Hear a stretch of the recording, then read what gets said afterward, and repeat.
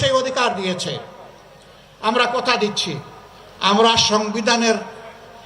সংবিধান বাংলাদেশের জনগণকে যা দেবে তার আমরা পাহারাদার হব ইনশাআল্লাহ। ওরা মালিক হয়েছিল রাষ্ট্রের, আমরা সেবক হব জনগণের ইনশাআল্লাহ।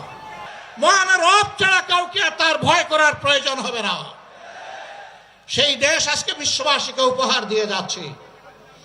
আল্লাহর নবী মুহাম্মদুর রাসূলুল্লাহ সাল্লাল্লাহু আলাইহি ওয়াসাল্লাম তিনি আর ফিরে আসবেন না, কিন্তু তিনি তার অগণিত উম্মত দুনিয়ায় রেখে গিয়েছেন।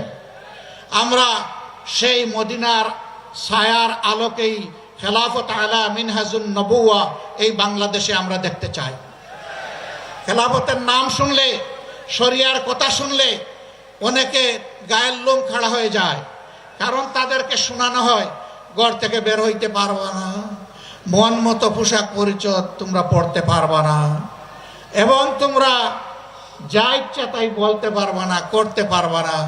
লোভের বশবর্তী হয়ে রাষ্ট্রের ধন চুরি করলে তোমাদের হাত জায়গায় থাকবে না।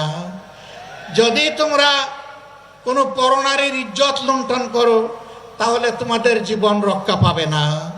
এই কথাগুলো তাদেরকে শোনানো হয়, সঠিক, কিন্তু কেন, কিভাবে?